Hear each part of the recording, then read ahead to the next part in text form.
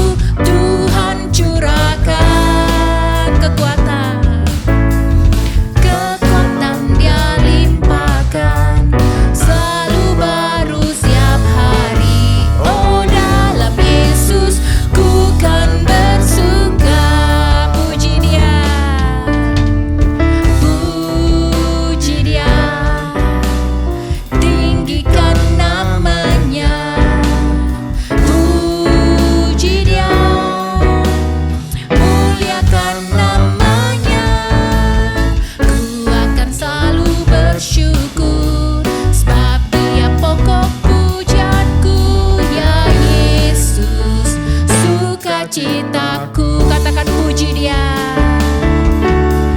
Puji Dia, tinggikan namanya. Puji Dia, muliakan namanya. Ku akan selalu bersyukur, sebab Dia pokok pujianku. Ya Yesus, sukacitaku, ya Yesus, ya Yesus, sukacitaku, ya Yesus, sukacitaku, ya Yesus, sukacitaku.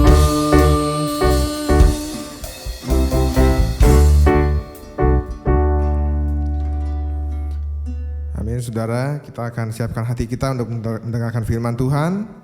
Mari kita angkat pujian ini bersama-sama. Amin, Yesus.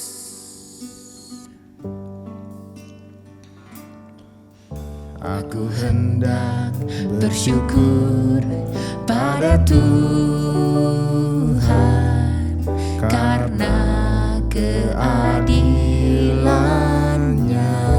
Amin. Dan bermazmur bagi nama Tuhan yang maha tinggi. Ya Tuhan, Tuhan kami, betapa mulianya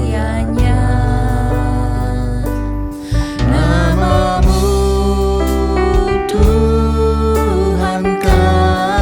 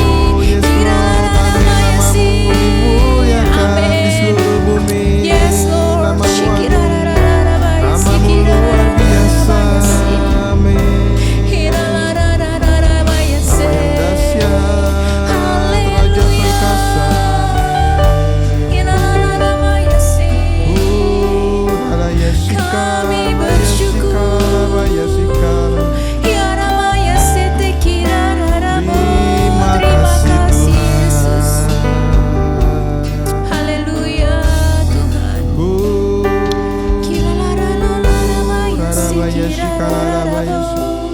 Haleluya. Amin Yesus. Kami bersyukur, kami bermazmur Terima bagimu. kasih Tuhan Terima kasih Yesus. Terima kasih Tuhan. Terima kasih Yesus. Haleluya. Shikaralabaya, shikaralabaya, shikaralabaya, shikaralabaya, shikaralabaya, shande. Haleluya Yesus. Oh, haleluya. Kami mengucap syukur.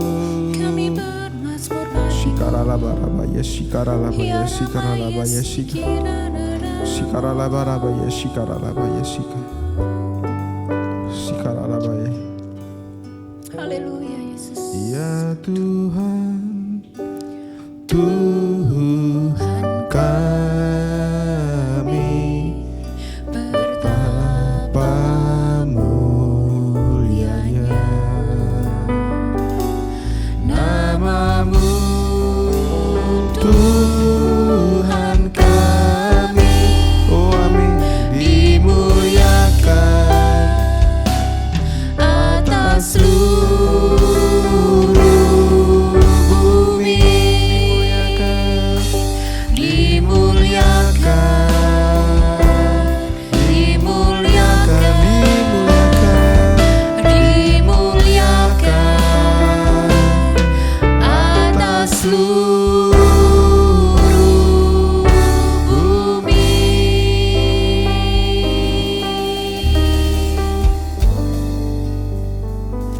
Mengucap syukur Tuhan, Engkau begitu baik Tuhan. Terima kasih untuk kesempatan yang masih Engkau berikan Tuhan kepada kami. Dan sebentar kami akan mendengarkan firman-Mu Tuhan. Biarlah Engkau membuka mata hati kami Tuhan, pikiran kami Tuhan, agar terfokus padamu Tuhan. Agar kami berdoa Tuhan, agar setiap benih firman-Mu yang ditanamkan pada hari ini dapat bertumbuh dan berkembang Tuhan, berbuah-buah dalam hati kami Tuhan. Terima kasih sekali lagi, kami siap mendengarkan firman-Mu. Hanya di dalam nama Tuhan Yesus kami berdoa. Haleluya, amin. Shalom saudara-saudara yang dikasihi dalam Tuhan. Berjumpa lagi bersama saya dalam kesempatan kali ini.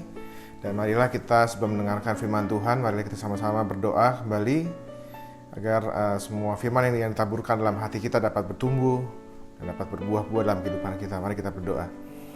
Bapa, kami mengucap syukur untuk kesempatan kali ini Tuhan, untuk kami dapat mendengarkan firman-Mu Tuhan. Biarlah kami berdoa, Kau mengurapi hamba-Mu Tuhan, yang akan membawakan firman-Mu. Biarlah semua kata-kata yang keluar dari mulut hamba-Mu ini adalah kata-kata-Mu Tuhan, untuk para jemaat-Mu Tuhan. Dan biarlah Tuhan kami berdoa untuk setiap jemaat-Mu yang mendengarkan firman-Mu Tuhan. Engkau jamah hatinya Tuhan.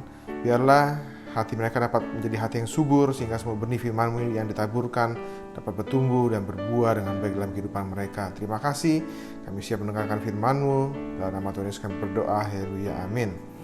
Oke, saudara, shalom, gimana kabarnya? Dan saya berharap pasti saudara dalam keadaan yang baik, keadaan yang sehat-sehat dalam perlindungan Tuhan, amin.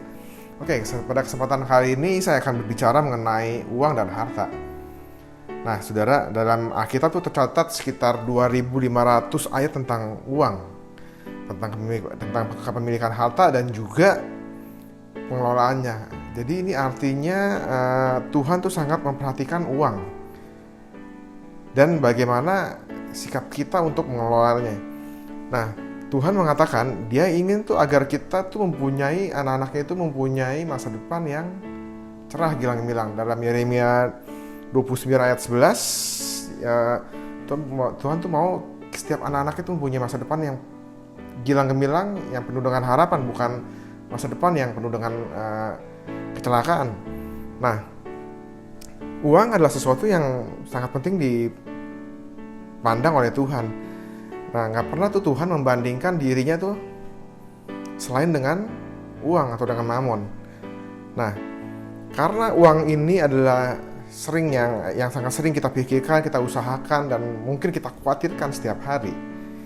Maka karena itu tuh gak ada hal yang lebih utama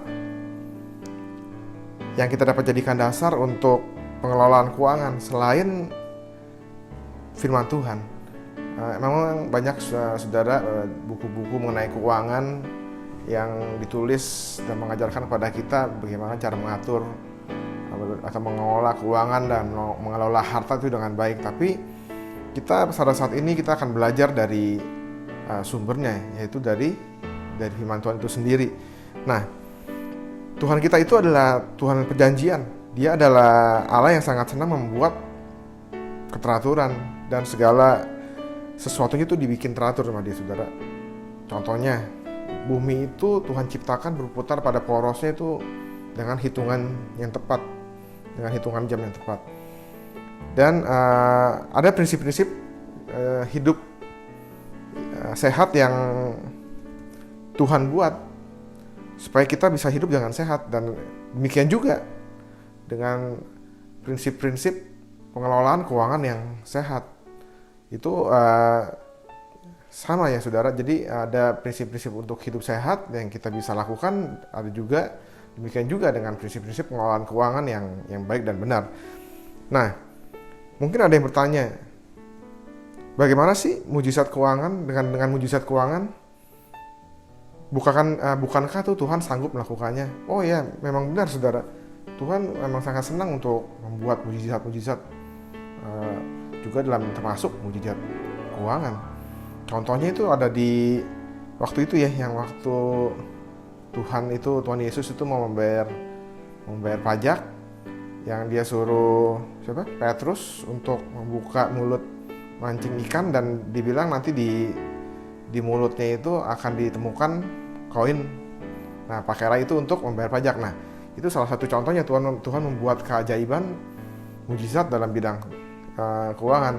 Itu memang benar, saudara. Tuhan sangat suka membuat mujizat. Tapi kalau kita nggak bisa, kalau kita tuh nggak berubah perilaku kita dalam mengelola keuangan, maka kita akan kembali jatuh dalam masalah yang sama. Bahkan cenderung akan lebih parah. Oleh karena itu, kembali dalam masalah keuangan, ada prinsip-prinsip keuangan yang kita perlu ketahui dan kita hidupi agar mengalami kemenangan dalam keuangan. Nah, prinsip apa sih prinsip-prinsip itu yang sesuai dengan firman Tuhan? Oke, prinsip yang pertama adalah Tuhan adalah sumber keuangan kita. Sumber keuangan kita itu bukannya pekerjaan kita, bukannya simpanan kita, tapi kita harus menjadikan Tuhan itu adalah sumber dari keuangan kita. Sumber yang gak pernah habis-habis. Nah, kita harus memiliki sumber yang tidak tergoncangkan, yaitu Tuhan itu sendiri. Kita semua pasti sudah merasakan ya dampak dari COVID-19. Coba sudah renungkan, kalau bukan karena Tuhan yang pelihara kita, pasti ya gak tahu gimana jadinya. Mungkin di antara saudara ada yang kehilangan pekerjaan, nggak sedikit mungkin. Tapi kita percaya kalau kita ada sampai sekarang ini, saya percaya itu adalah karena pemeliharaan Tuhan. Amin, saudara. Nah, di Filipi 4 ayat 19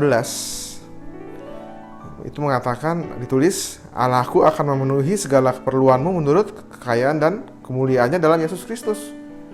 Jadi Tuhan sendiri yang akan memenuhi kebutuhan kita. Tapi ingat, saudara, bukan berarti kita nggak berusaha, bukan berarti kita malas. Tetap kita bekerja, kita lakukan bagian kita. Tapi jika kita memiliki sumber, jadikan Tuhan sebagai sumber keuangan kita, maka kita nggak usah takut. Karena Tuhan pasti akan mencukupi segala kebutuhan kita.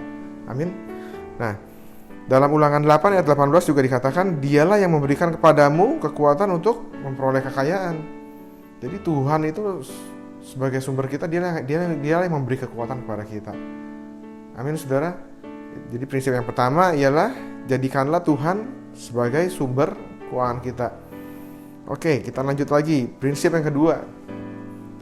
Prinsip yang kedua adalah menghormati Tuhan sebagai yang pertama dalam keuangan kita.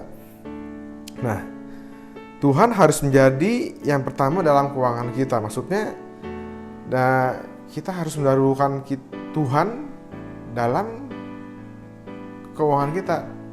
Contoh dalam hal pemberian, kita Jadi mungkin ada banyak ayat Alkitab yang menjadi alasan kita untuk tidak memberikan perpuluhan, salah satunya contohnya nih ya. Tapi ada juga lebih banyak ayat Alkitab yang menegaskan bahwa memberikan perpuluhan itu adalah wujud kita bersyukur kepada Tuhan atas apa yang sudah Dia berikan kepada kita, untuk mengatakan bahwa Dia adalah yang terutama dalam hidup kita, dalam keuangan kita, dan bahwa kita mempercayai Tuhan, mempercayai Dia untuk hari-hari ke depan dalam hidup kita. Jadi dalam Amsal 3 ayat 9 sampai dengan 10, demikian firman Tuhan akan saya bacakan. Muliakanlah Tuhan dengan hartamu dan dengan hasil pertama dari segala penghasilanmu. Maka lumbung-lumbungmu akan diisi penuh sampai melimpah-limpah, dan bejana pemerahanmu akan meluap dengan air. Nah, di sini dikatakan saudara, muliakanlah Tuhan dengan hartamu dan dengan hasil pertama dari segala penghasilanmu. Jadi pengertiannya gini saudara, saya lebih suka ya, jadi di Alkitab yang terjemahan bahasa Indonesia BIMK, bahasa Indonesia masa kini ya, itu ditulis seperti ini. Saya akan bacakan Amsal 3 ayat 9 sampai dengan 10 versi yang BIMK. Jadi, hormatilah Tuhan dengan mempersembahkan kepadanya yang terbaik dari segala harta milik dan hasil tanahmu. Maka lumbung-lumbungmu akan penuh gandum, dan air anggurmu akan berlimpah-limpah, sehingga tidak cukup tempat untuk menyimpannya. Jadi pengertian dari muliakanlah Tuhan dengan hartamu dan dengan hasil pertama dari segala penghasilanmu. Jadi pengertiannya itu kita harus memberikan kepada Tuhan yang terbaik daripada yang kita hasilkan. Jadi kalau di sini kan ditulis hasil pertama. Jadi kalau pohon itu saudara, biasanya kalau pohon itu buahnya yang pertama-tama itu kan pasti kan kualitasnya kan paling bagus, bener gak saudara? Contohlah pohon mangga. Jadi kalau pohon mangga itu kalau buahnya yang pertama-tama itu pasti bagus. Nanti kalau pohon mangga itu kalau udah berbuah siklusnya, terus tahun depan dia musim mangga udah berbuah lagi, tahun depan dia udah berbuah lagi, lama-lama buahnya makin jelek, saudara, bener. Makanya di sini tulis muliakanlah Tuhan dengan hartamu dan dengan hasil pertama dari segala penghasilanmu. Jadi pengertiannya hormatilah Tuhan dengan mempersembahkan kepadanya yang terbaik dari segala harta milik dan hasil tanahmu. Jadi ya, pengertiannya itu bisa juga kita mempersembahkan apa nih yang ada pada kita nih yang terbaik nih. Jika itu masing-masing saudara yang tahu ya, hati saudara yang tahu. Jika yang menurut kita yang terbaik misalnya adalah iPhone saudara, ya persembahkanlah itu pada Tuhan. Oke, kita lanjut lagi saudara. Jadi itu prinsip yang kedua adalah menghormati Tuhan sebagai yang pertama dalam keuangan kita. Nah sekarang prinsip yang ketiga. Prinsip yang ketiga adalah membuat rencana keuangan dengan baik. Nah, merencanakan budget keuangan dan menghidupinya dengan mencatat dengan baik, kita harus disiplin saudara. Kita harus membuat perencanaan budget, perencanaan keuangan. Kita harus mencatat semuanya dan kita tuh harus menghidupinya dengan baik. Jadi dalam arti kita harus disiplin. Kalau kita cuman buat doang tapi kita nggak disiplin untuk menerapkannya, ya sama juga bohong. Maka semua akan di luar dari perencanaan itu. Nah, saudara, kita harus tahu nih berapa dan apa yang kita punya, berapa yang kita hasilkan dan berapa hutang kita, dan kemana saja yang akan kita keluarkan dari uang kita itu. Kita mau pakai apa aja kita mesti tahu. Jadi intinya ya kita mesti tahu pendapatan kita berapa, apa yang harus kita bayar selama seminggu atau sebulan. Kalau kita gajian itu kita mesti tahu semua saudara.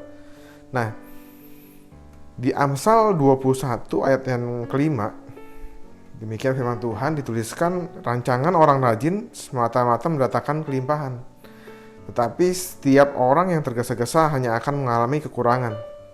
Jadi di sini ditulis ya, rancangan orang rajin. Jadi orang rajin itu tuh selalu membuat rancangan, itu perencanaan, pengertiannya seperti itu. Jadi kalau orang yang nggak pernah membuat perencanaan, disebutnya di sini orang yang tergesa-gesa, itu hanya akan mengalami kekurangan. yang disebutkan di Amsal 21 ayat 5. Nah saudara pernah membeli suatu barang tanpa tahu untuk apa sih? Misalnya saudara lagi jalan-jalan nih ke shopping center, ke supermarket, tiba-tiba sudah lihat, barang itu lucu ya, beli ah. Habis itu saudara beli. Habis itu setelah saudara beli, saudara bawa pulang ke rumah dan saudara nggak tahu itu barang buat apa. Pernah begitu saudara? Nah itu disebutnya apa nih? Disebutnya itu adalah impulse buying. Nah, impulse buying itu adalah perilaku membelanjakan uang yang dilakukan tanpa perencanaan terlebih dahulu, bersifat tiba-tiba dan mendadak, serta secara kebetulan karena kondisi dan keadaan lingkungan tempat kita berada saat itu. Nah, mengeluarkan uang tanpa perencanaan hanya akan membuat kita akan mengalami kekurangan. Nah, bagaimana cara mengatasinya, saudara? Hanya ada satu cara, yaitu membuat budget keuangan atau perencanaan keuangan, dan kita harus disiplin. Amin.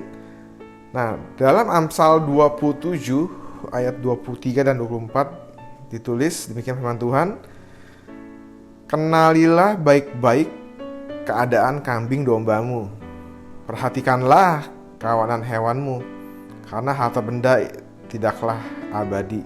Nah, saudara, pada zaman dahulu tuh kekayaan itu dinilai berdasarkan jumlah kambing dan domba yang dimiliki.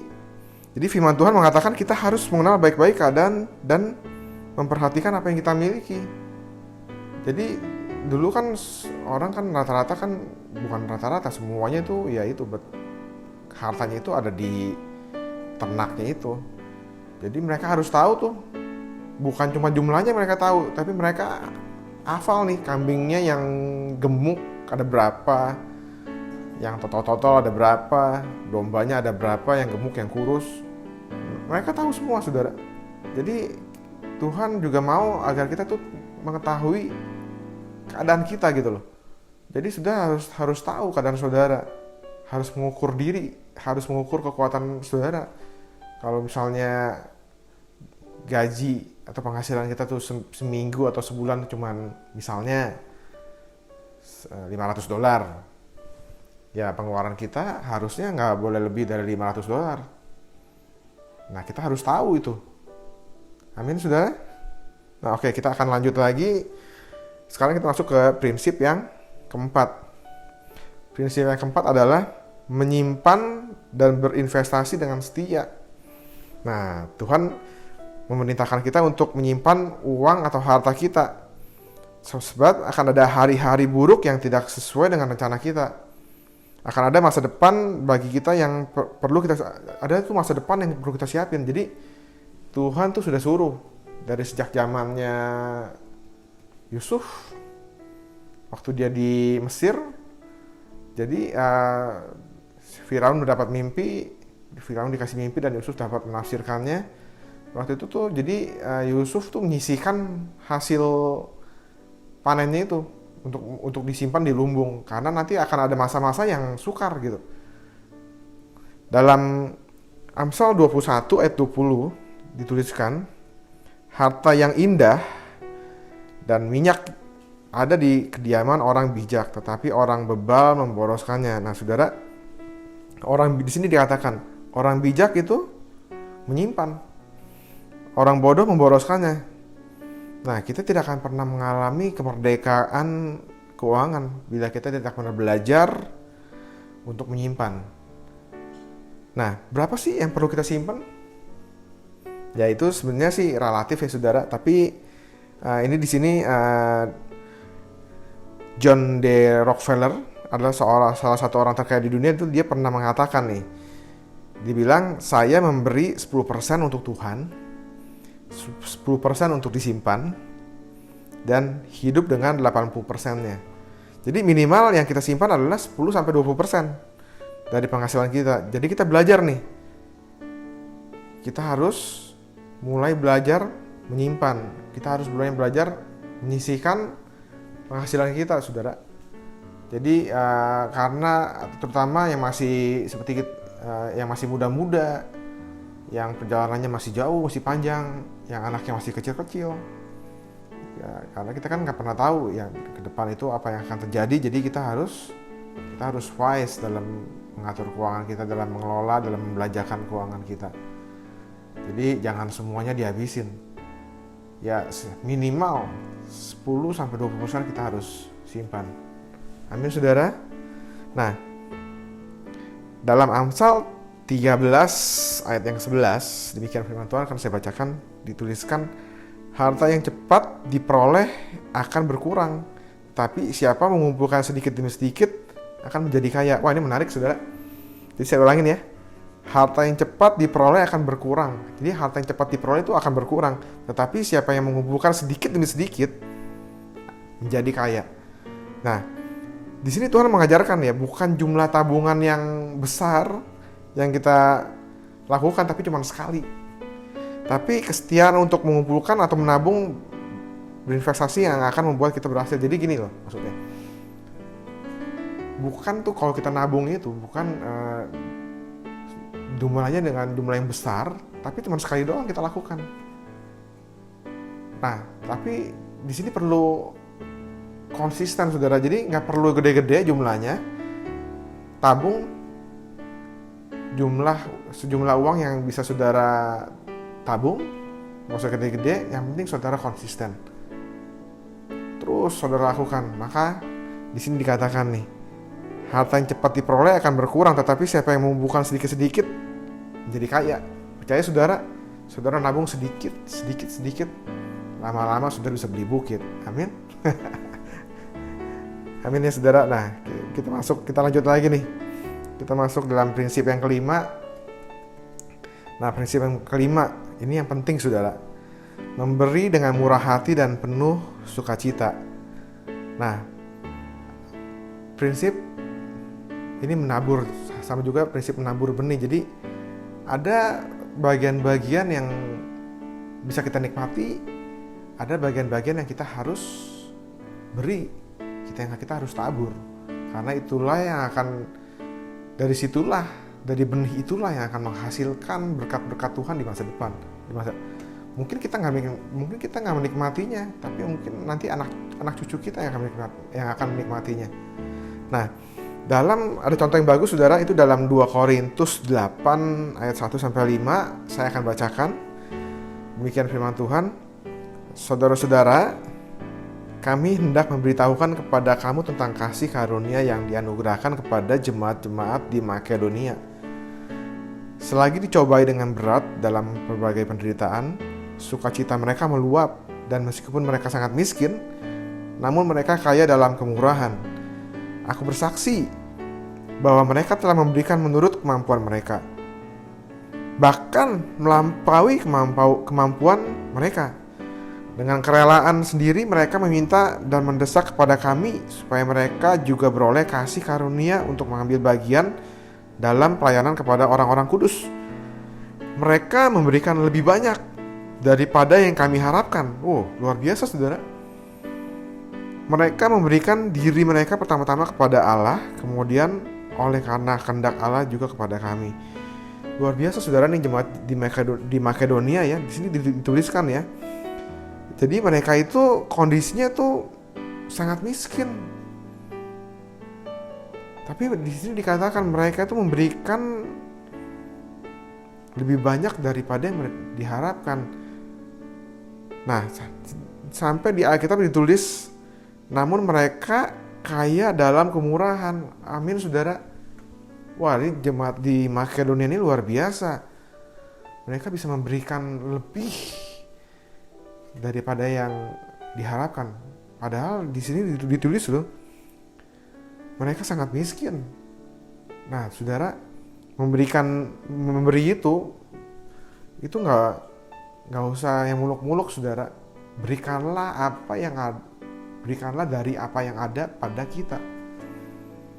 Apa yang ada pada kita, bukan soal hanya uang ya uang salah satunya. Kalau saudara bisa memberikan uang, lebih bagus. Nah, berikanlah saudara bisa memberikan diri saudara untuk Tuhan pakai. Kalau saudara punya uang juga lebih bagus, saudara bisa berikan pada Tuhan. Jadi ini luar biasa nih contohnya saudara. Jadi memberikan dengan murah hati dan penuh dengan sukacita. Dalam 2 Korintus 9 ayat yang ke-7 dituliskan demikian firman Tuhan, saya bacakan.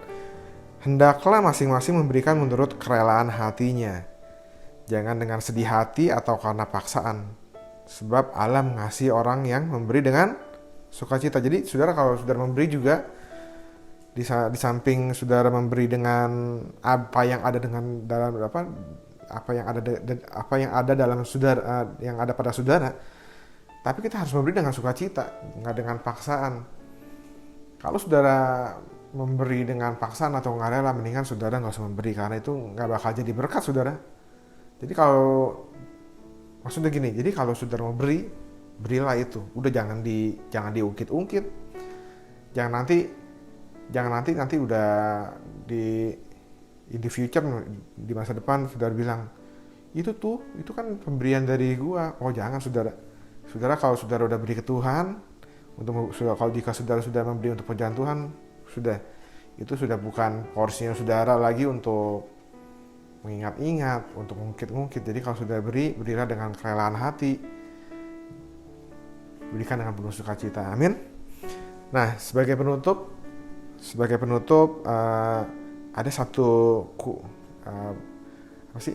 quote yang bagus nih saudara. Saya akan bacakan ya. Uang dan harta adalah hamba yang baik, tetapi juga tuan yang jahat. Kalau uang dan harta dilihat sebagai sesuatu yang harus dipakai dan dikelola manusia, maka uang dan harta menjadi hamba yang baik.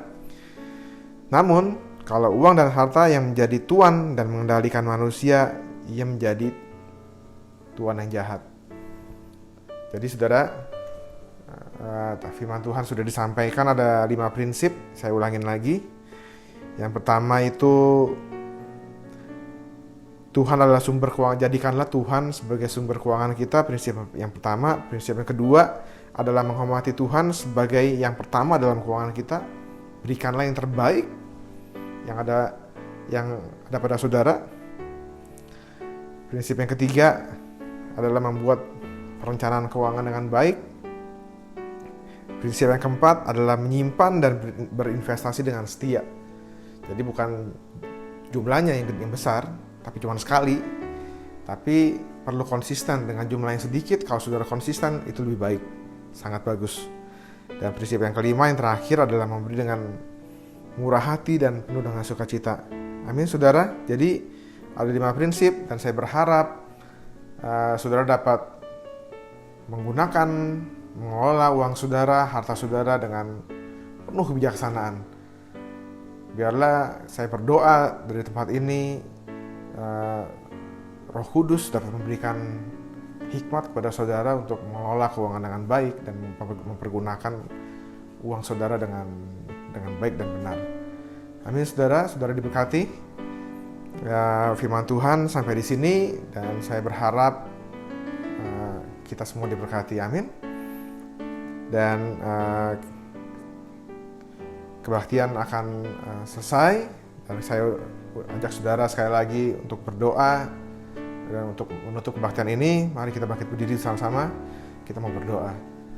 Bapa, kami mengucap syukur untuk firman-Mu pada kesempatan kali ini, di mana Tuhan kami telah diajarkan agar kami dapat bijaksana untuk mengelola dan memakai uang harta kami dengan baik.